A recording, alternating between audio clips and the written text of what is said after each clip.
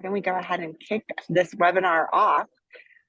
Welcome, everyone. Thank you for joining. I am Lindley Sides, and I lead the Career Development Webinar Series for ExecThread.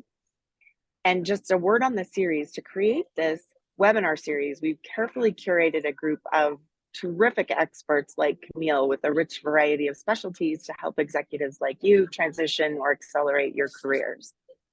And we're pleased to have you this morning or afternoon. If you are comfortable turning on your video, please do so we can see faces. It feels more interactive. And chime into the chat and let us know where you're connecting from if you haven't done that. And when you leave the webinar, there will be a very brief survey. It takes about 30 seconds. We'd be grateful for you to, if you would fill that out, which will help us to continue to improve. But for today, if you are interested in the secrets from the world of executive recruiters, you've come to the right place.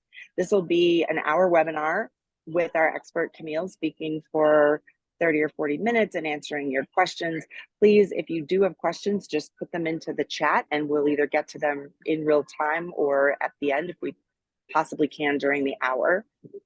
And with that, I will introduce our expert. Camille Fetter is founder and CEO of Talentfoot Executive Search, spearheading the firm's comprehensive strategy to revolutionize executive search and staffing in response to the aspirations of the ever-evolving digitally empowered workforce and society.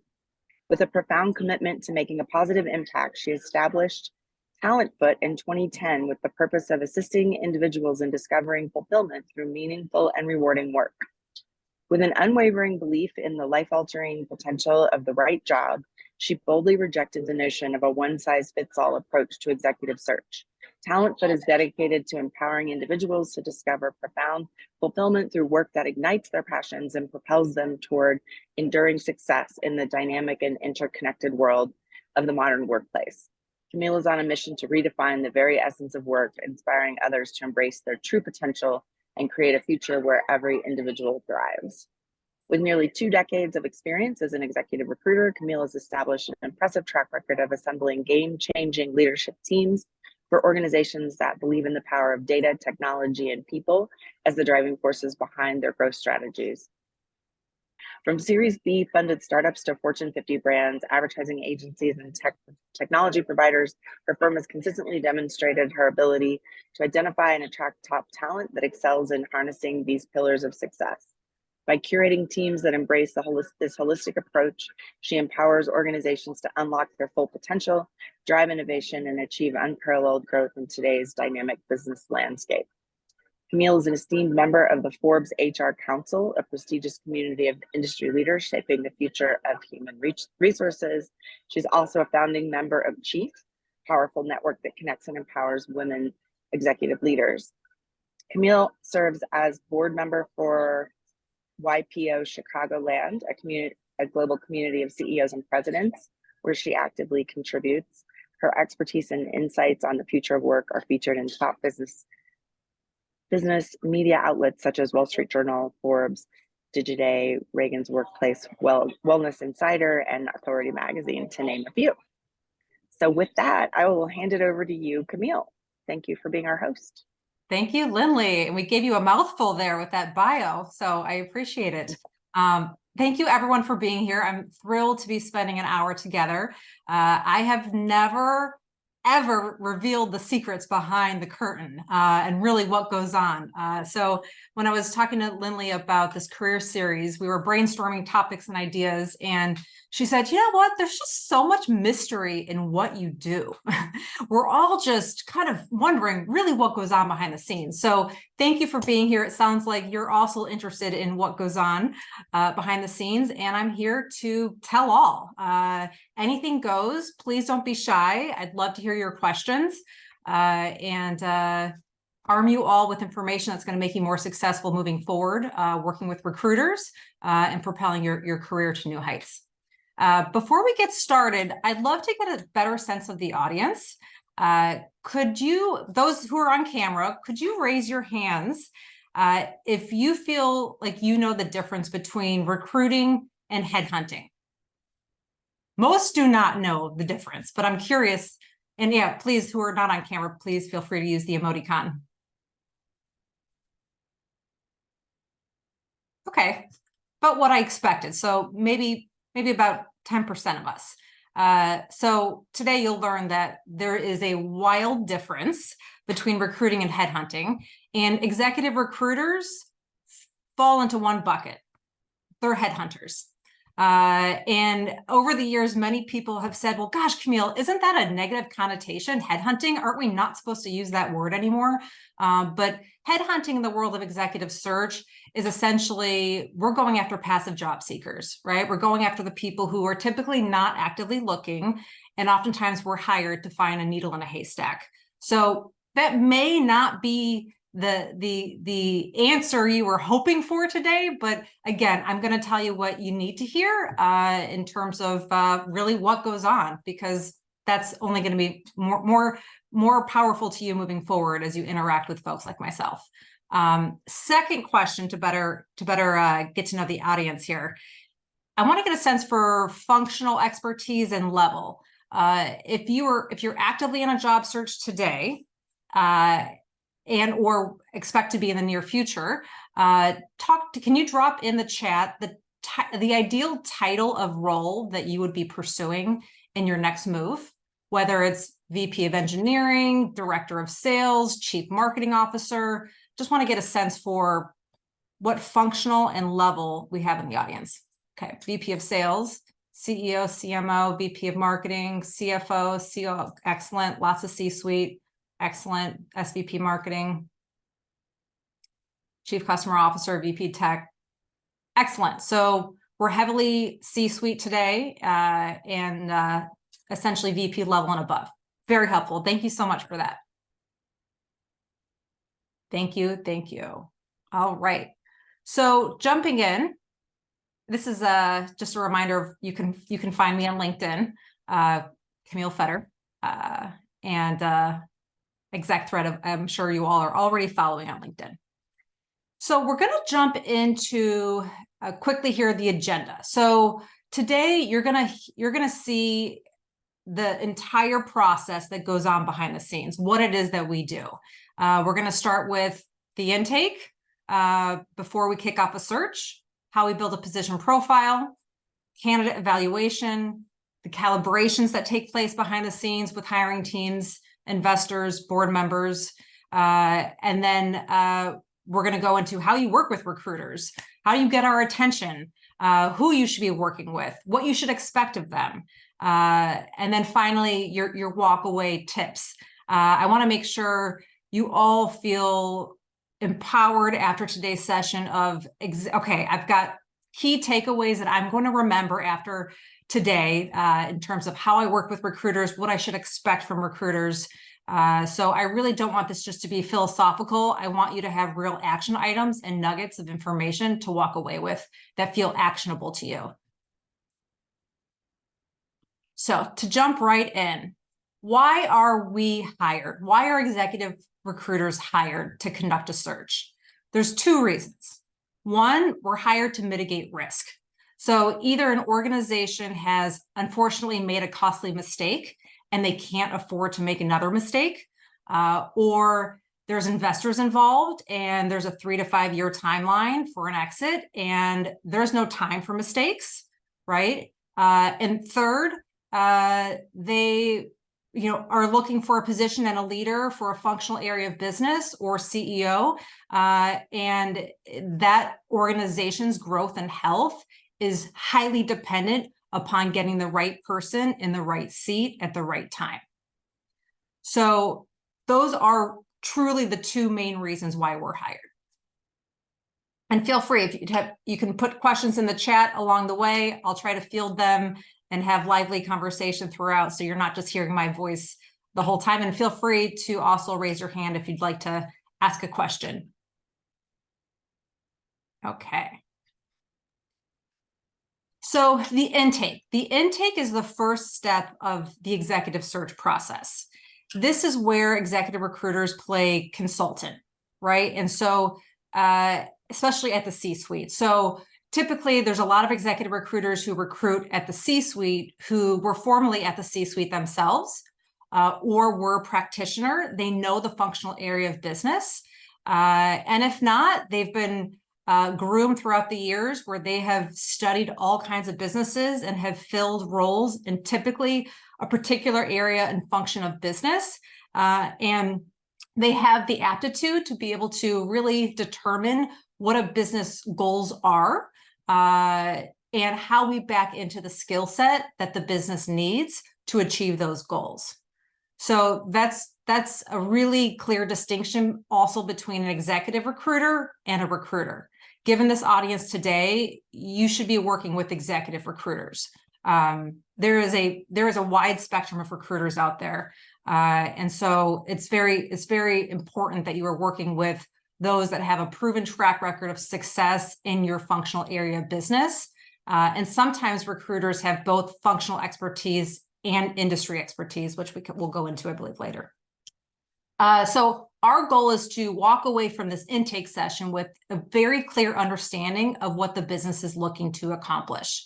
I can't tell you how many times I've been given a job description going into an intake only to rip it up in shreds after the intake. So oftentimes organizations, they're hiring for a CMO or a CTO or head of a functional area that, those stakeholders are not cut from that cloth. They don't come from that functional area of expertise, or these are executives that are looking to address complex business challenges.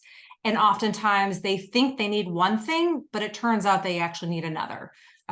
We had a search recently that was for a chief marketing officer. And the more we navigated the complexities of the business and what that business was looking to accomplish, which was a highly regulated business, so they can't advertise to consumers, we realized, you know what, we might be looking for a chief communications officer with a marketing skill set, as opposed to a chief marketing officer with a communication skill set.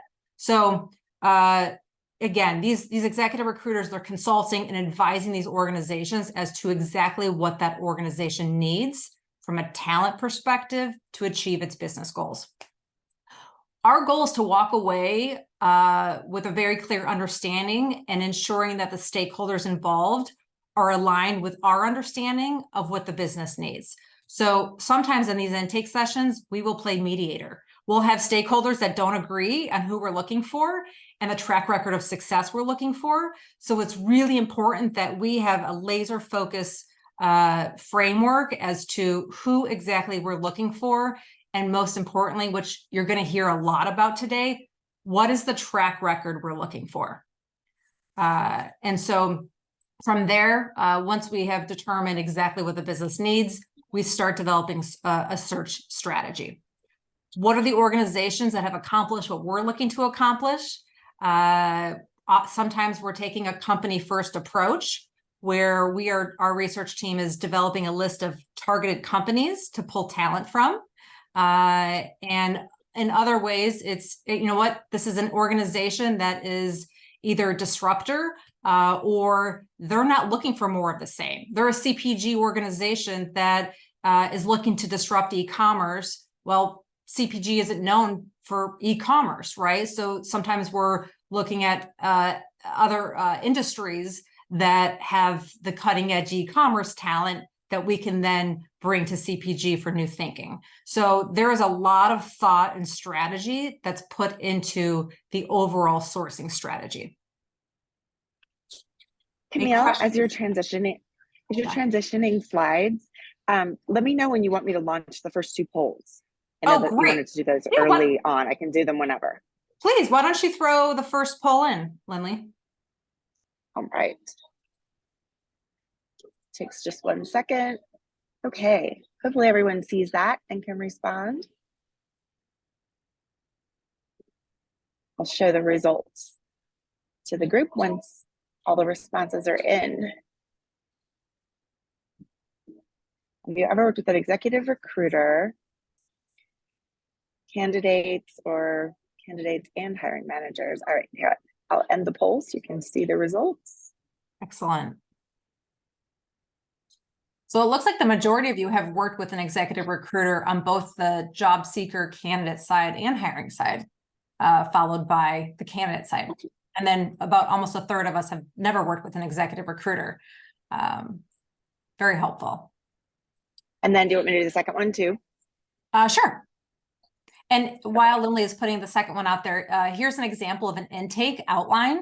So you can see we are typically providing this intake 1 to 2 days in advance to the intake session. So this is, again, where we play consultant. We are going in pretty deep into these organizations.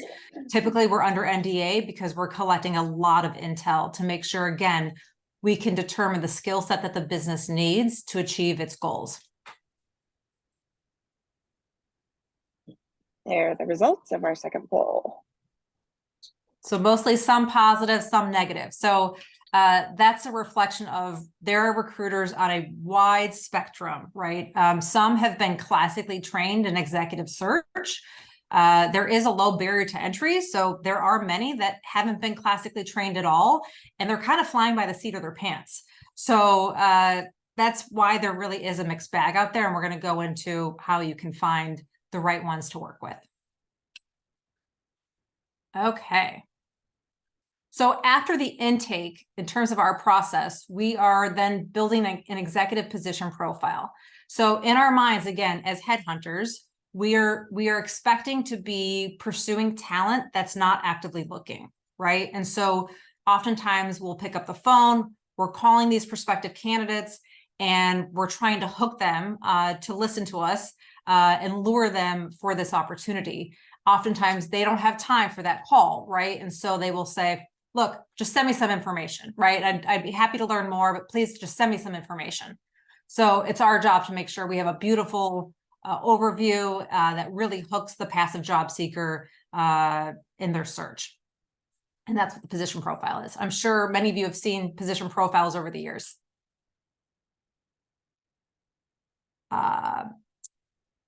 Yeah, great question, Jay. So we don't solely rely on passive, but there's a focus on passive because that's the talent that typically the employer can't hook on their own, right? So typically they'll come to us as well when they've already conducted the search on their own.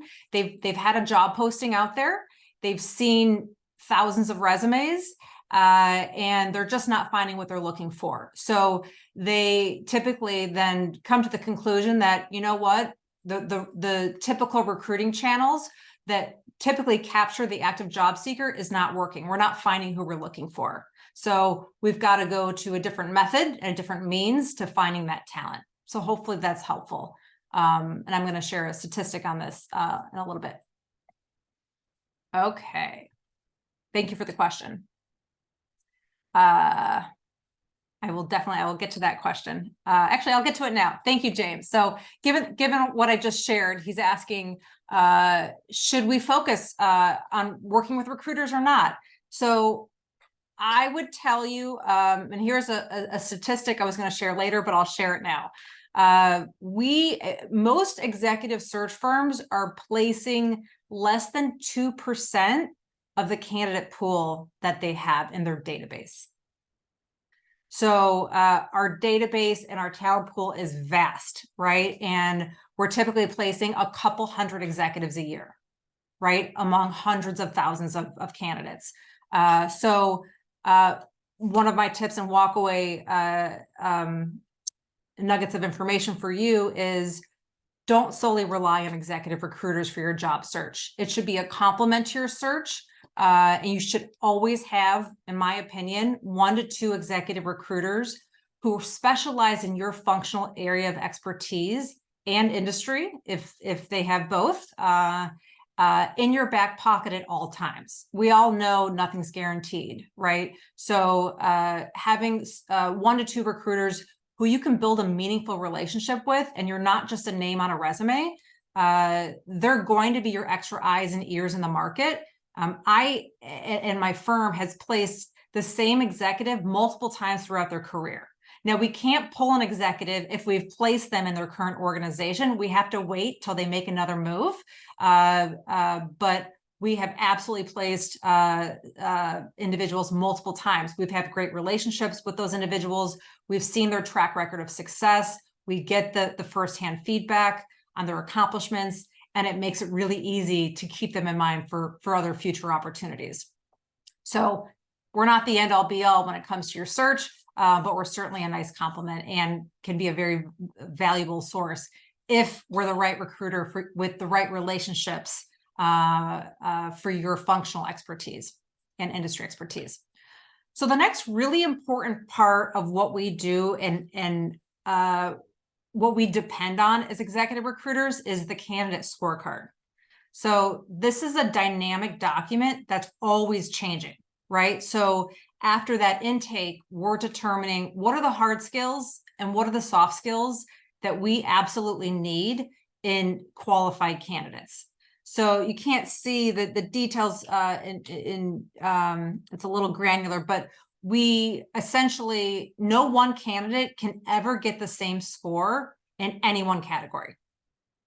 And so that makes our job a little more challenging, right? So we have to really get to know the candidates, and we're constantly comparing and contrasting. So every 10 days, we're essentially providing this calibration report and scorecard that's forever changing to the stakeholders involved.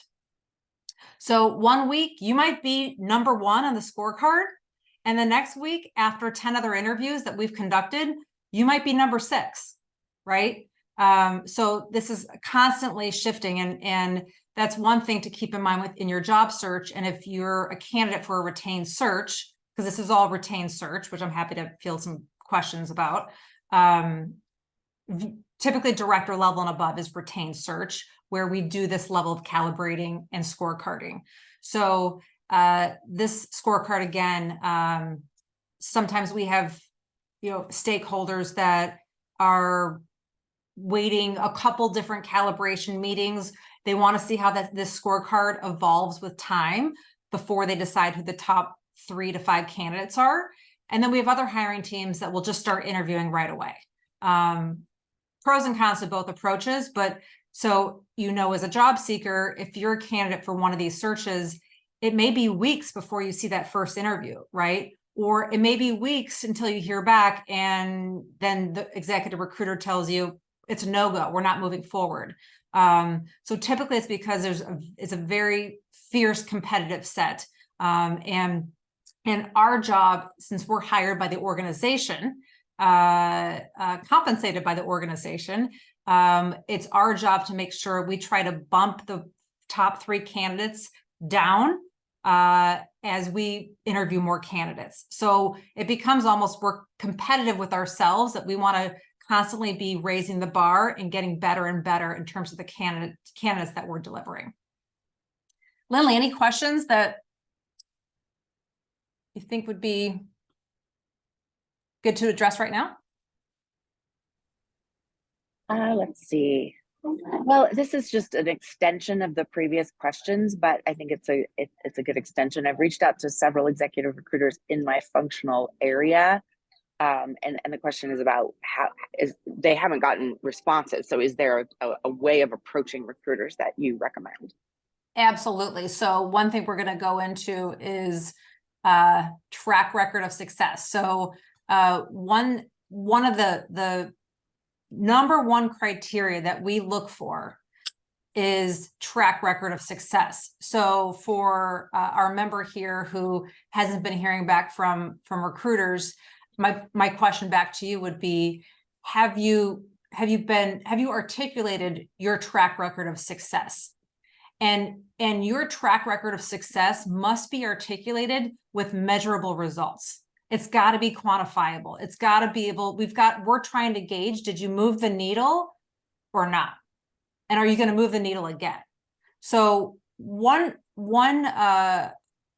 really important part of our selection is, and our vetting process is, we as executive recruiters have to determine, were you in the right place at the right time? Did that organization just hit, that hockey stick growth because you happen to be in the right place at the right time? Or was it you that were the brains and talent behind making that organization successful and unlocking that organization's growth?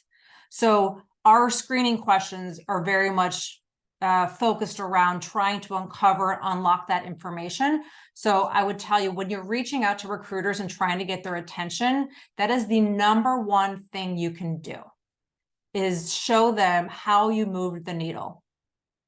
And again, so since we're trying to determine, was it your talent that unlocked that organization's success, we're typically looking for a track record of success, not just once, but twice. Another rule of thumb we have in executive search is we really try to focus on tenure as well. So it's important not to move positions every 2 years, right? Because especially at the C-suite, because our thought process is, did you give enough time to that organization to move the needle? Did you make enough of an impact in 24 months? What can you accomplish in 24 months, right? So we typically, sometimes we'll even share a rule of no more than 2 jobs in 4 years, right? So there's always obviously explanations that we can provide for shorter stints, but general rule of thumb, tenure is important because we want to be able to see those measurable results and impact that you made. Lindley, any other relevant questions on that topic or anything else? So I think this one's related to what you were just talking about. Is interviewing early a negative? Because you talked about people being knocked down. You're trying to always come up with more and more better candidates. So great question. Excellent question. So at the end of the day, the most qualified candidate wins. So whether it's early or it's late, you're still, if you interview early, you're still on that scorecard. We're still calibrating and comparing additional candidates against your candidacy. Now, so, again, specifically at the executive level, at the more junior level, when there's a lot of volume and sometimes it's, okay, well, we remember Mark, we remember Shelley, she seems really interested, let's go, right? But typically at the executive level, it really doesn't matter when, but it can be frustrating as a job seeker to interview early on because then it could be 90 days before a decision's made. The average executive search takes roughly 90 days, 3 months. That's great. Okay, there are 2 others that are directly related to this topic. So one is asking, are you looking on LinkedIn, or are you looking at resumes in your database? Are you looking at bios people have sent in? What are you primarily looking at? Great question. So the best executive recruiters, they are asking for recommendations from typically individuals who have worked with this talent, right? So if we're recruiting for a CMO, for a healthcare organization, we are networking and asking for recommendations from CEOs, from investors, from board members. If it's a VP of marketing, VP of sales, we're networking with chief revenue officers to find out who is particularly talented when it comes to selling performance marketing solutions, in your opinion, to Fortune 1000, right? So we're describing the opportunity and we're finding out from the leaders who have worked with the talent directly who they would recommend. So that's kind of our first avenue. Our second avenue is we have all executive recruiters are backed by a research team. And these researchers are very talented. They're typically just as talented as many journalists who are responsible for uncovering all kinds of information in a difficult fashion, right? They are using a lot of Boolean search strings on LinkedIn. So there is a lot of complexity to LinkedIn. There's LinkedIn Recruiter, which is a whole different platform that job seekers don't see. So we can slice and dice the extensive LinkedIn candidate pool with very sophisticated Boolean search methods to make sure we're finding who we're looking for. And that is what I would consider to be a talent first approach, right? So they're using lots of keywords to find you, which is why it's really important to have the right keywords on your LinkedIn profile. It's also important to choose the specific industry on your LinkedIn profile that you'd like to pursue opportunities in, because oftentimes we do search by industry. We search title, industry, responsibilities. We look for awards, so forth. The other approach that's not a talent first approach is a company first approach. So again, I touched on this earlier. We are oftentimes, that research team is developing a list of 50 to 100 companies that we know is going to bring us the talent we're looking for based on the organization we're representing and what that organization is looking to accomplish. We do a lot of work in private equity. I'd say at the C-suite, probably 75% of our roles are in equity play. And so the investors are oftentimes looking for private equity experience. That's not the end all be all, but it's a really nice have. So sometimes we'll be studying other private equity backed companies within that segment of business, or in that sector of business, or in that specific industry. So that's a company first approach. So we'll study the companies, and then we'll back into who are the brains and talent behind unlocking that organization's success. Is that helpful? That's great. Let's take one more because it's directly related to this, and the other questions that are in the chat are great also. We'll come back to them later. But this one is, how helpful at that stage are written references from former colleagues, CEOs, owners? So references are excellent. And oftentimes references, we actually will produce a very detailed reference report and provide a detailed reference report to our hiring teams. It can be the make or break. There are occasions where it comes down to 2 finalists and it comes down to the references. Oftentimes, and this is not something executive recruiters enjoy, because we get really close to our candidates, right? And we're rooting you all on, and we want you to be the one for the job. And sometimes at the 11th hour, the stakeholders involved, they can't make a decision, and they'll ask us to run references on 2 finalists. And that always hurts my heart. But our firm, not every firm's the same. We will disclose that information. We will say, look, it's down to you and one other candidate, and we're checking references on both. So references are key. And if you can include references, I've seen one of my favorite resumes I've seen over the years is, and I think I saw it 5-6 years ago, and I still think about it today. They had little quotes from individuals they've worked with over the years on their resume. They were creative. They had it in the margins. And so, I thought that was a really nice touch. We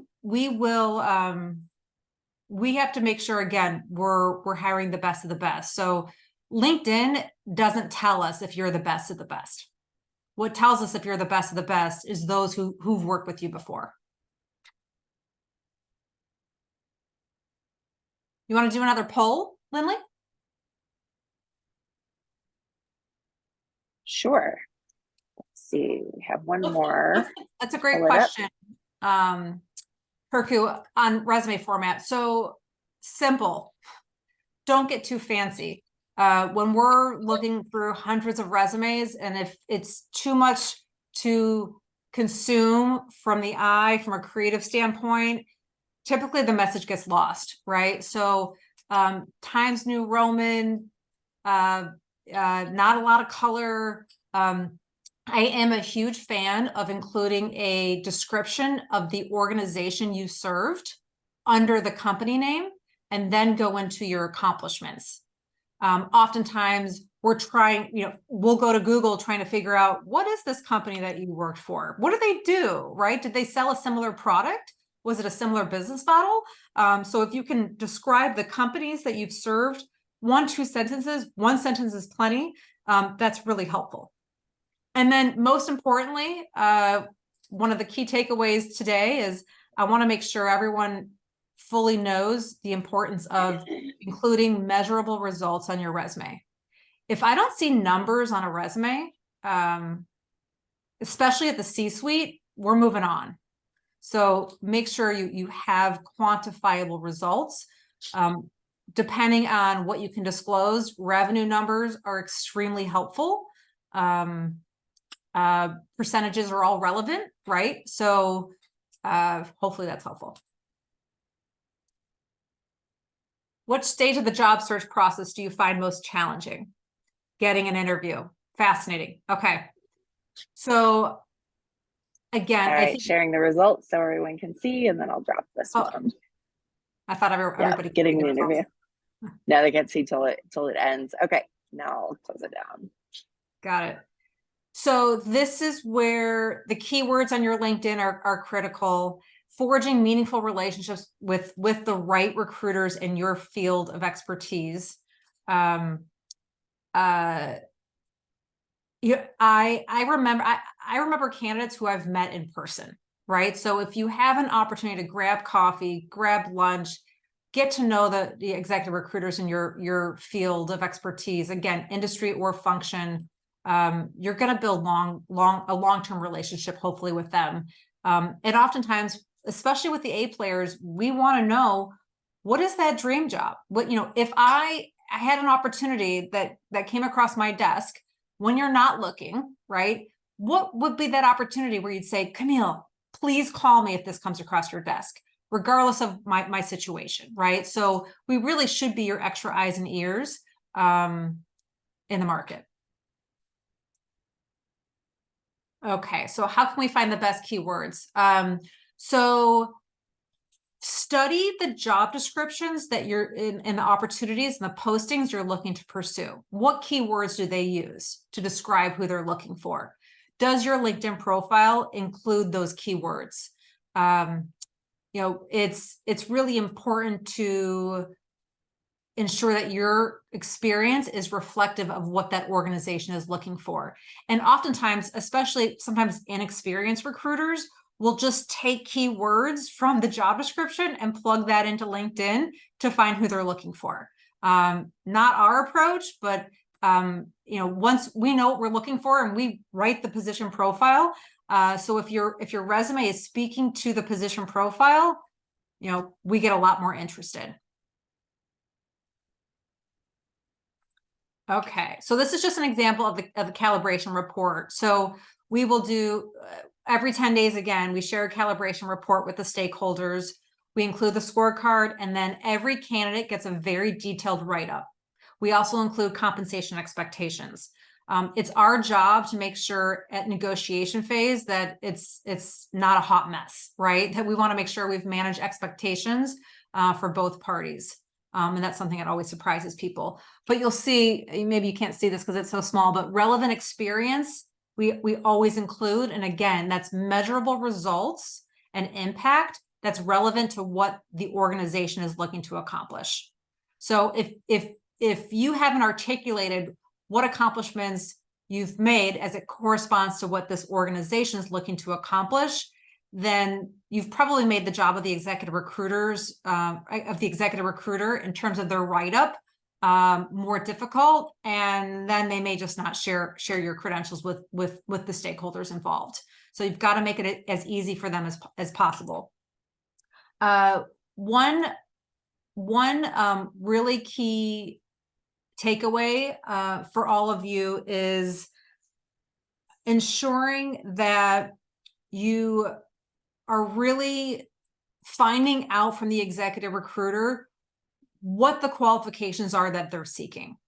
So it shouldn't be a mystery. They should be able to, before they ask you about, can you walk me through your background? Can you walk me through your experience?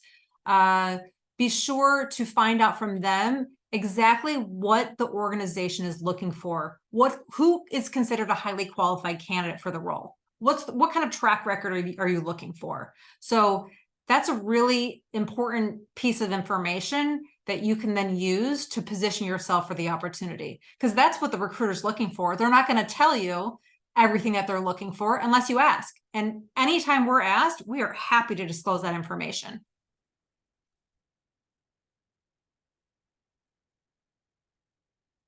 So if you're unable to share specific numbers because of the privacy of the organization, oftentimes most executives will disclose it in an email, but not on their resume. Oftentimes they'll disclose it verbally in a phone conversation, and say, look, I can't include this on my resume, but here are my accomplishments. Typically, you know, if you're not comfortable sharing any results whatsoever, that makes our job really difficult, right? So you could even say, look, we moved the needle by 20%. You know, general size of the business is, you know, anywhere from, let me tell you, 500 million to $1 billion, right? So you can kind of give us a general ballpark and let us do the math.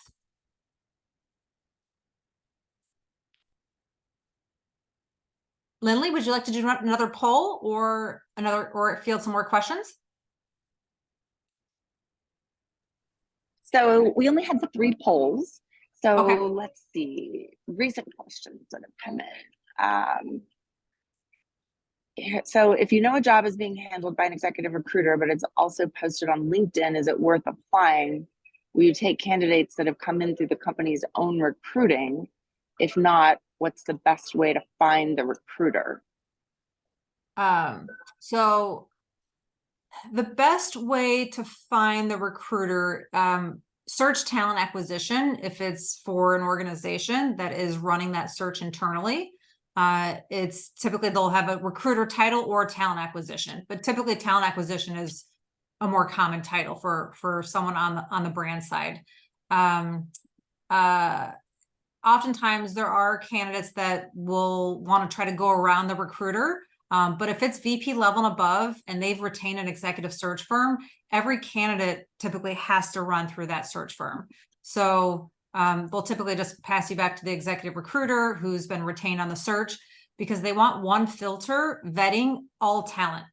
So as you learn from that intake and the scorecard, we develop customized interview questions that allow us to uncover and understand a candidate's skill set. So every candidate is asked the same exact questions. We have to make sure that's a very fluid and consistent process, because everybody needs to be measured in the same way. So if they've got candidates coming to them on their own, they want to make sure that every candidate is filtered through that same process. So we are typically looking at candidates. So if, for example, we have, our firm does a lot of low to mid-market work. So typically a lot of organizations that are 30 million to 100 million in revenue. Of course, we do a lot of Fortune 50 work as well. But the bulk of our client base is that kind of lower to mid-market. And so these are organizations that will come to us in that intake and say, look, we're 30 million today. We want to get to 100 million in 5 years. And we need a CMO or a CEO of a bioscience SaaS business that has seen a business of our size, that's 30 million in revenue, get to 100 million, and they have the playbook and the roadmap to get there.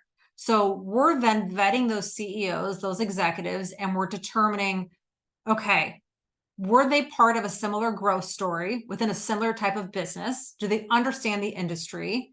Do they have the playbook? And so our interview questions are very much getting at that information, right? So we're ensuring that they have the answers to the test, right? So we'll ask questions like, all right, so now that you've learned more about this organization, how do you believe they get from 30 million to 100 million in revenue? What do you think is the path to getting there?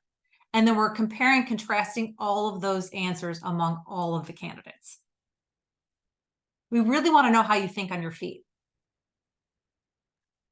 Okay, so then here's a good one. Oh, sorry. Please. This is a quick one. What's been the trend over the last year or so toward placing remote candidates? So great question. So a year ago, this time last year, the market has changed dramatically in the last 12 months. So this time last year, about 65% of our roles were remote. Today, 90% of our roles are hybrid, 10% are remote. So there is a real, I'm sure that's not surprising to most of you, a real back to office approach, especially at the C-suite. So I would say in the last 12 months, generally speaking, majority of our C-suite roles, there is a high preference for being in market and being able to be in the office and have a physical presence there at least 3 days a week. We're starting to see a lot of leadership teams believe in 5 days a week and full return to office. There are a lot of organizations that obviously have not had great years this year, right? And they are not experiencing the level of attrition that the business typically needs to stay healthy, right? So they are not afraid to say, look, it's back to office to encourage more attrition. So, you know, we're seeing a lot of that going on. The last, Lindley, was that you? Okay. The last step of our process is a leadership assessment. So we believe in the Hogan. I'm not sure if anyone here has taken Hogan, but it's a arguably the #1 tool to actually predict how an executive is going to perform on the job. So it spits out a 60-page report. We learn more about these individuals than typically their spouses know about them. We have a consultant within our firm. A lot of executive search firms have their own consultant who then reads and digests and analyzes the report and starts a summary for the leadership team and the stakeholders involved to articulate what their blind spots might be, how they typically behave when they're derailed. We all get derailed, right? Organizations legally cannot make a hiring decision solely based off of a leadership assessment or a personality assessment. It's a factor in the decision, but not the sole decision. So, but we're looking for certain traits, characteristics, personality traits as it relates to sales versus marketing versus finance versus operations. And it is a factor. It is a factor. Why do headhunters reach out on LinkedIn with an opportunity and ask for a call and then ghost once I respond? I'm so sorry to hear that. That's maddening. That's not best practice. I think these are probably headhunters that are blasting. So LinkedIn Recruiter allows you to blast, I believe, over 100 candidates at a time.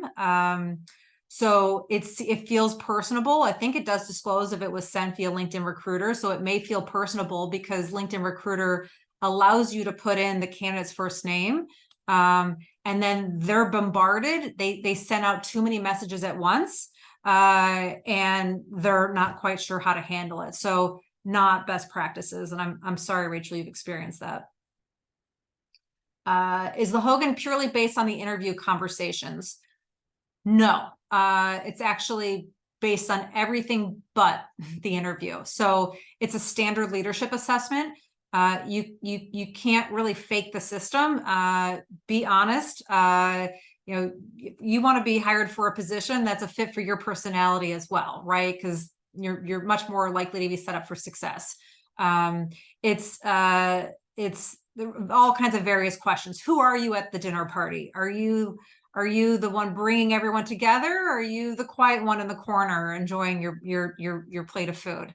So all kinds of questions that you really you can't fake. And it's pretty wild. So we offer Hogan assessments to executives as well as just a la carte service. And oftentimes we'll have executives who will say, look, I'd like to do a Hogan because I'd like to bring that report into an interview and show I have nothing to hide. And oftentimes it shows a level of confidence that's highly welcomed among executive decision makers. We actually require everybody to take a Hogan to get hired at our firm. We use it as an onboarding tool, just as much as a vetting tool. Okay. And we've got 9 minutes left here. So we've gone over how to really position yourself and the importance of showcasing your measurable accomplishments. It's really important. Again, there are so many recruiters out there. Some are generalist. I don't know how they survive, to be honest. The most reputable, accomplished executive recruiters either have a functional or industry expertise. So just like they're using keywords to find candidates like you, you can do the same. You can use keywords on LinkedIn, Google, to find out who the leaders are in your functional area of business as well as industry. Obviously talking to your peers, talking to the ExecThread community, finding out who they believe are the reputable ones certainly doesn't hurt as well. But find 1 or 2 that you have in your back pocket at all times, and know that we're not all the same. I'm just looking at the chat here. So great question, Mike, on the industrial psychologist. GH Smart is a pretty common one where they require a 6-hour in-person assessment with a psychologist. That is, private equity oftentimes does believe in taking the assessment to that height. It's not common. I would say in terms of all the years I've been placing C-suite executives and building C-suite teams, it's probably the case for 10% of the time.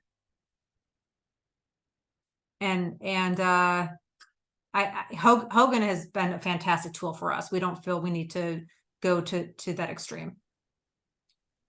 So another question a couple people had is, are there resources to find recruiters for specific industries or job functions? How do people go about finding the right ones? So in terms of finding the right recruiter that is going to serve them best? Yes. Yep. So again, I would focus on, you can conduct a search to find them just like they're finding you. So if you're a CMO, searching Google, searching LinkedIn, asking your CMO colleagues for, marketing executive recruiter. Look for how long they've been recruiting marketers. Look at how many common connections they have. Do they have a vast network? You want to work with a recruiter that has a vast network. That means they're probably going to have a lot of opportunities and being able to put you in touch with the right people. I'm constantly making introductions, whether it benefits us or not, just because I'm in the field, because I love to help people, right? I love to help build careers. So, oftentimes you can get to know these recruiters who've been in the field for some time, and if they're in it for the right reasons, they will ask you, are there any organizations that you're looking to break into that I might have a relationship with? Happy to help, happy to connect you, whether I'm running a search for that organization or not. So hopefully that's helpful. Does the ExecThread community, Lindley, provide recommendations for specific recruiters by functional area? I don't think so. I don't think that's an available search criteria. No. Maybe a future resource to come. Yeah, sounds like a good idea. All right, and so here are just the general takeaways that I'd love for everybody to walk away with. So number 1, cast a wide net in your search. Don't rely solely on recruiters. Demonstrate your impact. So when you do have a conversation with a recruiter or a hiring authority, make sure that you have those quantifiable accomplishments and results at your fingertips. Build personal connections with recruiters. Again, I've placed the same executive multiple times, and that's not uncommon, right? Get to know them, have lunch with them, grab coffee with them, try to spend some time in person. If you have a call with a recruiter, ask for video. You're going to be more memorable if we can put a face with a name. And again, it's easier to build those personal connections and become a real human to them if you're in touch with the right recruiter who is in your area of expertise, right? So for example, we don't do a lot of work in the field of construction, but there are recruiters that specialize in construction. If you're a candidate in the field of construction and you reach out to our firm, we're probably not going to have the opportunity to build a really meaningful relationship, right? Because we know we're just not the best source for you. So finding the search firms and the recruiters that really are in your area of expertise makes building a personal connection relationship far easier. Craft that compelling elevator pitch. So again, your elevator pitch should have your measurable accomplishments. What was your track record of success over the last 5 to 10 years? You want to make sure that your elevator pitch isn't just solely focused on your accomplishments from 20 years ago. You want it to be in the last 5 to 10 years, and ideally the last 2 years. We want it to be highly relevant in today's market. And then again, we have impact on here twice because it's that important. So it's how we separate those that we present to the hiring teams and those we choose not to. If you don't have and articulate your accomplishments, it makes it very difficult to be your agent. So hopefully this is helpful time together. Maybe time for one more question, Lindley. The age of the candidate comes So into, here's, yeah. that's So what I was going to say. That would be illegal. So hopefully no one here experiences age discrimination, but unfortunately I do hear it happening, but it is illegal. We are not to speak about age. We will say if we're presenting an experienced executive with 30 plus years experience, we might say 30 plus years experience or highly seasoned executive, but we never disclose age. Oh, thank you. Thank you, Emily. I'm glad you like the deck. Of course, happy to share the deck. But do you put 15 years experience, 20? So 15 or 20, I'm reaching my 20th year in executive search. I'm proud to say 20 years experience. So 20 plus, if you have it, is great. Lots of great questions. I'd love to get to all these questions. Maybe I can follow up. Please feel free to find me on LinkedIn, mention our ExecThread webinar today. Please, feel free to send me questions. I will spend some time on a weekend to get through all the questions, and I'd love to be a resource and help you all in any way I can. I'm very honored and grateful you took the time to be with us this afternoon.